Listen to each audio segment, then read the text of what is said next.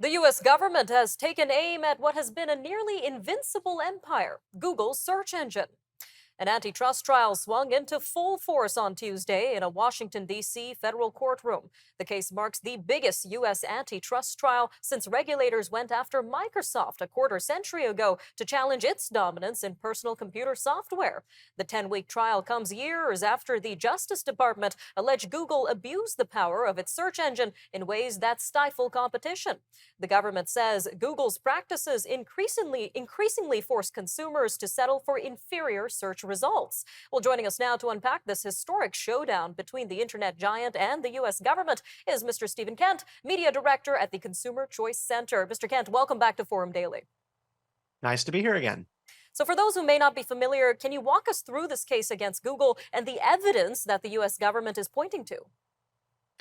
The long and short of it is that the Department of Justice, originally under Donald Trump's direction and then Attorney General Bill Barr, have brought forward a case alleging that Google has become a monopoly and they are leveraging American antitrust law in an attempt to break apart Google for its dominance in the online search marketplace. So you think about kind of competitors in this space. There are a couple search engines. There's Google, there's DuckDuckGo for more privacy-oriented people. There's Bing, there's Yahoo Search. Heck, there used to be this thing called Ask Jeeves, but Google is the only search engine that is a verb.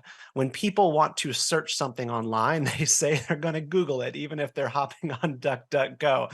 I swear this is how it works with a lot of consumers. Google is just that preeminent. The allegation is that Google has set up illegal contracts with device manufacturers to make Google the default search engine on your devices. So like right here, I have my iPhone. It is preloaded with Google as a search engine for Safari. The DOJ is saying that that is anti-competitive. All right, so what's at stake here for Google? How would this trial affect its power and dominance in the online sphere? Well, what's at stake here is that if Google were to lose in court, they would be forced to possibly break apart. That means Google Search becoming its own company apart from Google Reviews, from Google Maps, from Google and Gmail itself. Right now, Google, like sort of Amazon and all of its different products, are vertically integrated, and it makes it efficient. Consumers get a lot of really great and innovative products completely for free. And they also get really top-notch search results. And so what's at stake is Google's entire business model and structure itself. And can you tell us a little bit more of the defending arguments presented by Google so far in this case? We mentioned the point of view from the US government. What's Google saying here?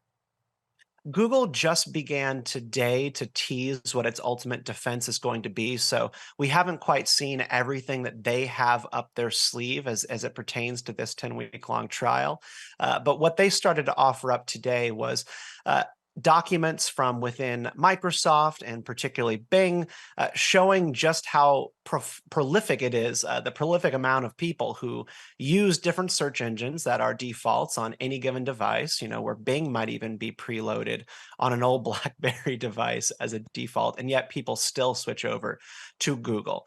They also talk a lot about how Mozilla Firefox used to have a deal with Yahoo Search going back to 2014, but Mozilla found that so many of their users were then turning the machine towards Google instead, that it just sort of was bad for their product. And by 2017, Mozilla canceled their contract with Yahoo Search and allowed Google to be the default search engine.